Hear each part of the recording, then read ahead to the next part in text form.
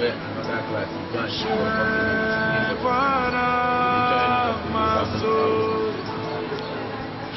But in primary school, you cannot leave the classroom. You are used to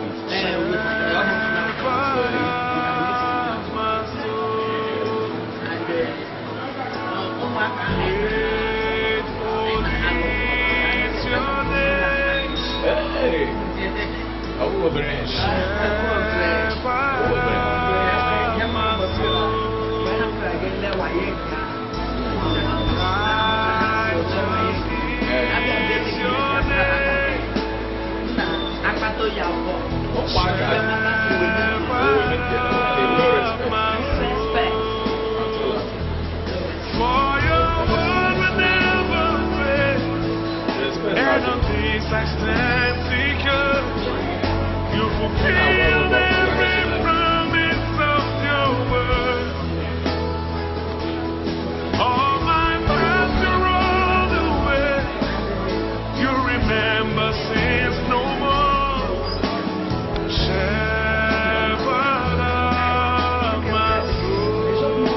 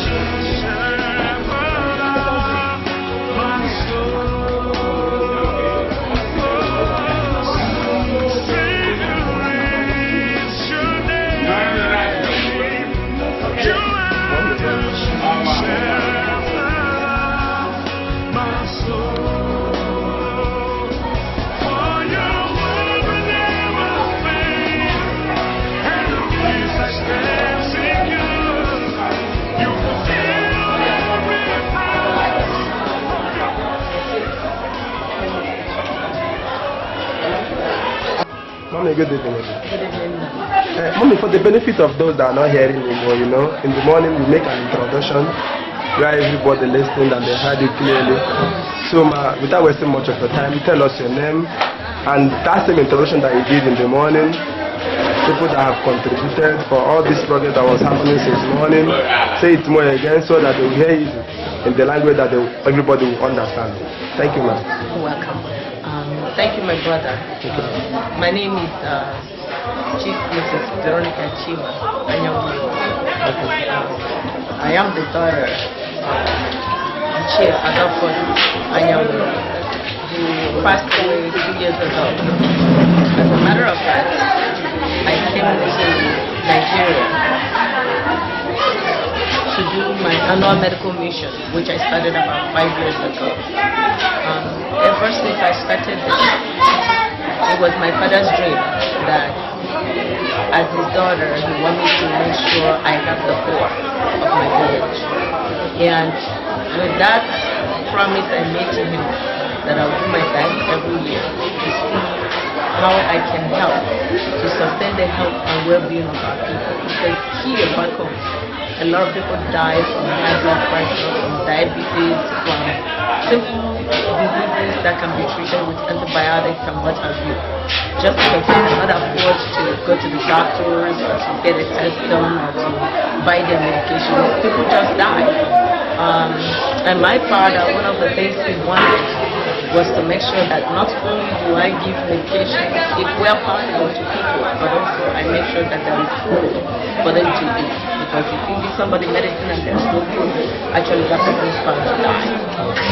So I started this, like I said, 5 years ago, and ever since then, every year I go home and make sure I try my best and see how I can help as many people as possible.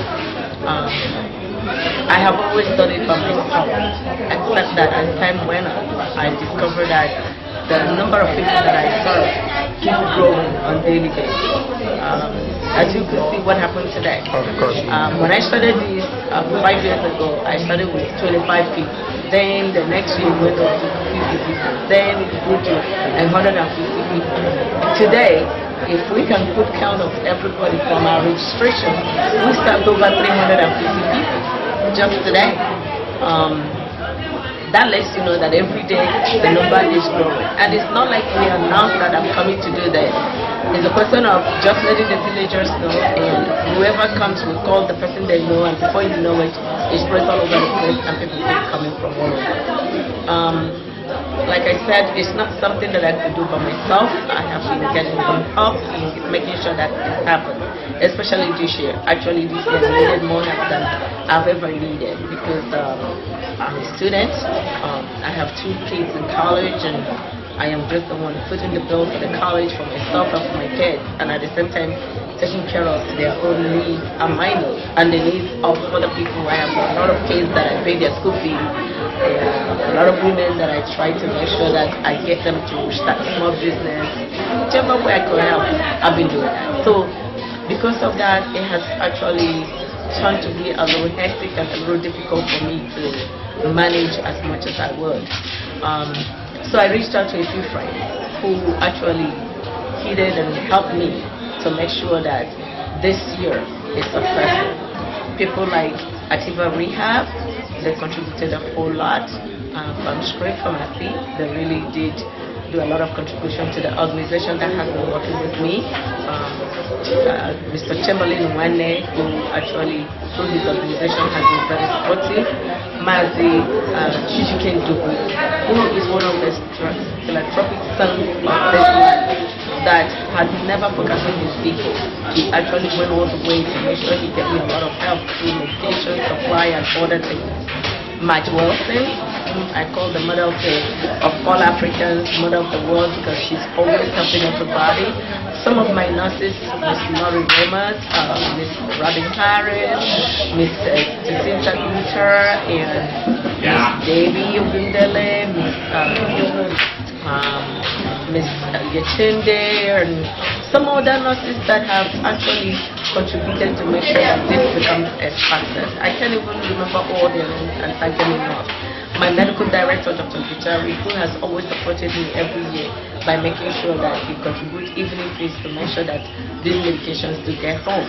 And then I can't even stop by not mentioning a young man that has always helped to make sure that he follows me to the place where I can get this shipped out, Mr. Morris.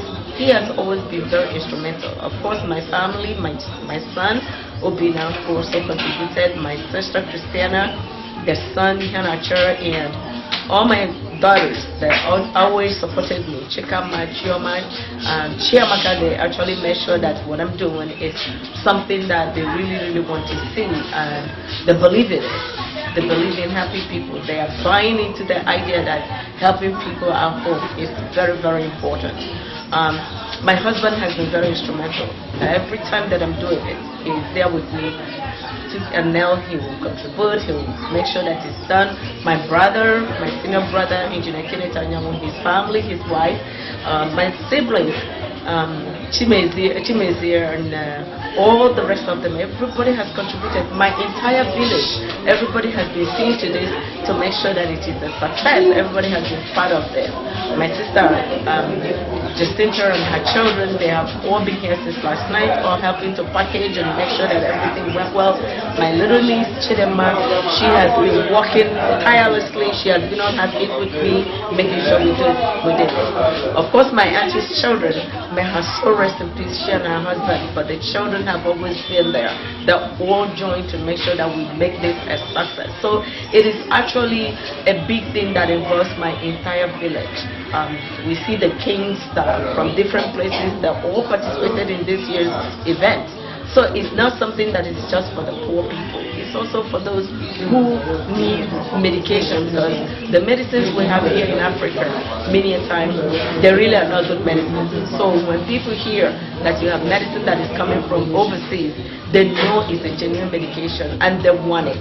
And that's why you see even the kings and the prince and princesses that all participate in that. So it involves everybody. A lot of young children, they needed help.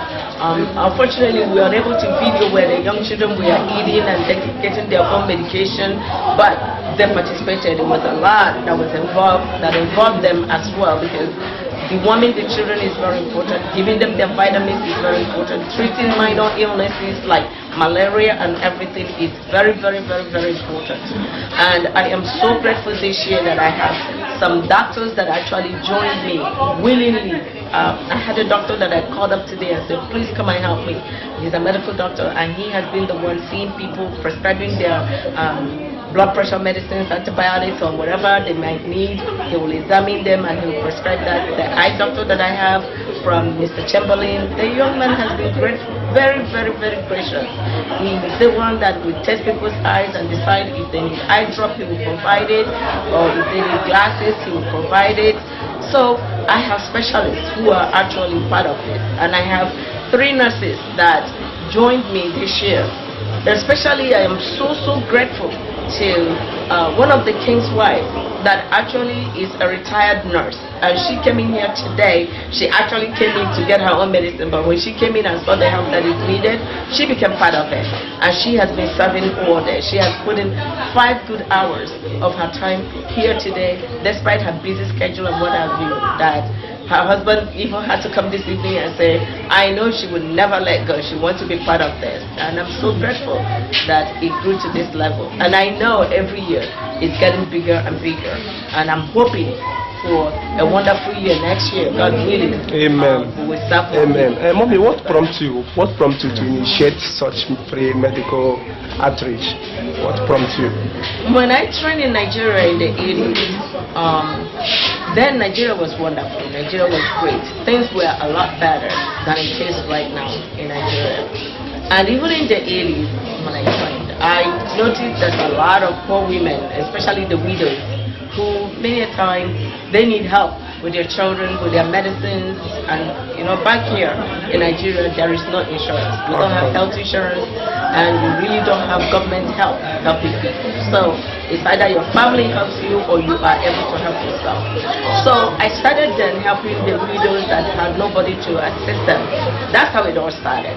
And then when I was opportune to go to United States of America, thank God I was able to sponsor a lot of people. I helped pay their medical bills. That's what I was doing. But 5 years ago, I actually discovered that needs to be done on a larger scale than what I was doing. Helping one person pay medical bill or helping one person who is sick is not all that there is to it. There are so many people in my village that need help. And I said, okay, what I'm going to do is I have to initiate this and try and see how I can help. And every year what I have done actually, I put aside $3,000 of my own personal money to make sure that I buy food, I buy medicines and different things that I can use to help poor people in my village. And I thank God it's growing. Every day it's getting bigger and bigger. And I hope and pray to God that God will give me the strength and provide me with the means that I'll continue to do this on another. We pray in Jesus' name. Amen. And many people have come from far and wide to come and appreciate these goodies. How do you invite them? How do you invite them? I mean, the villagers and other people that have come from far and wide, how they are aware concerning the scheme that was going on?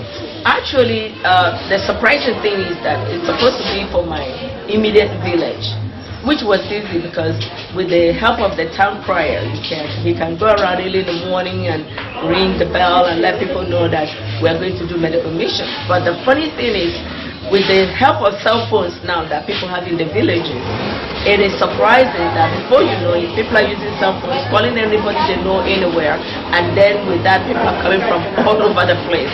That's how it started. Instead of being a small thing, it's now getting broader and broader, that it's involving people from different cities and different states.